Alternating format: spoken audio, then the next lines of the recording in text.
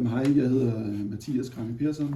Jeg er uddannelsesleder på Sankt Annæ Gymnasium og har også en hobby som saxofonist. Du har taget noget med i dag? Ja, men jeg har taget et billede af et dejligt sted med, som betyder meget for mig, og som desværre nu er lukket. Jamen det er et sted, der hed Hovmester. Det var en lille bar, der lå inde i byen på Gråbrødre Torv, og hvor der under corona opstod en jam-scene, som på mange måder blev sådan et fristed for dem af os, der godt kan lide at spille musik, og som jo under coronaen havde rigtig svært ved at komme til at spille musik, fordi det måtte man ikke. Men det var et af de første steder, som åbnede, og som derfor også skabte en scene, som var unik, fordi det var der, man kunne gå hen og spille. Og derfor kom den til at betyde rigtig meget for rigtig mange musikere, fordi det var det sted, man fik lov til at udøve sin musik, samtidig med, at alt andet var lukket ned. Hvordan blev du opmærksom på, at Hovmester fandtes? Jamen, det er fordi, jeg er en del af sådan et netværk af musikere, som spiller sådan cover popmusik. Og det var nogle af de musikere, der var i det netværk, som startede den jam. Og det er jo sådan nogle, som jeg har spillet sammen med i jam-sammenhæng igennem mange år. Og derfor så gik det jo ud til netværket, at nu var der ligesom et åbnet sted, hvor der var en mulighed for at komme og spille. Og så begyndte jeg at opsøge det og var med til det. Og der er jo sådan en gruppe på omkring 50 musikere, som er sådan løst forbundet i det der netværk, som kommer og spiller med hinanden på kryds og tværs. Og det gjorde de så blandt andet i den her setting.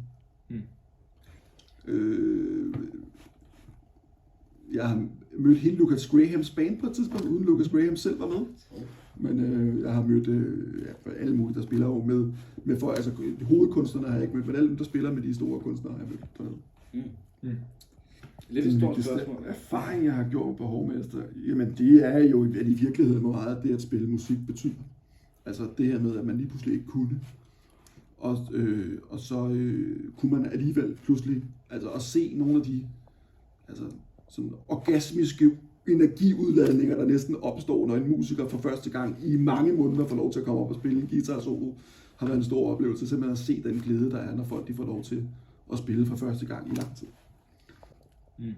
Har du haft nogle dårlige oplevelser på Hovmester? Nej, det synes jeg egentlig ikke, jeg har.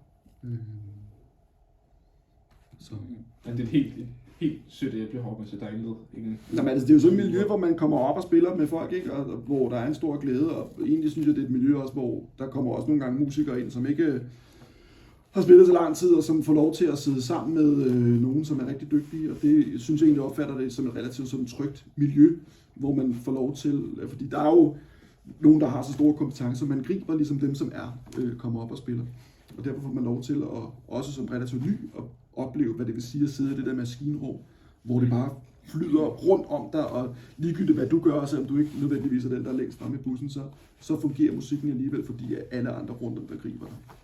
Så det synes jeg er en af de sjove ting med de der jam-scener. Jamen altså, scenen er flyttet nye steder hen, så der er andre steder, der ligesom har overtaget den. Så netværket er bare i nye lokationer, men man kan sige, det var noget særligt, fordi der var en speciel ånd dernede, og hele den der corona-historik satte en særlig stemning omkring den jam. Så altså, musikken lever fortsat andre steder på andre måder, men der var noget særligt ved Hovmester, det var der. Hvor var du, da du lærte, at den lukkede, da du hørte om det? Der tror jeg faktisk, jeg var på Hovmester. Altså, de fortalte os det simpelthen selv, at de havde problemer med, altså balladen for dem var, at stedet kun løb rundt, fordi at der var den der scene. Og de havde ikke tilladelse til at have særlig lang tid åbent. Og der var en bygning ovenover, som var rimelig generet af støjen. Så de havde rigtig mange klager, og til sidst blev det for meget, at de kunne ikke få det, altså, de kunne ikke få rammerne til at fungere med den beliggenhed, de havde. Og så ledte de længe efter, om de kunne få andre lokaler, men de kunne ikke finde noget, hvor de kunne starte barn et andet sted, hvor der havde været bedre muligheder for at have den scene. Og så gav det ikke økonomisk mening for dem, så var de nødt til at lukke den.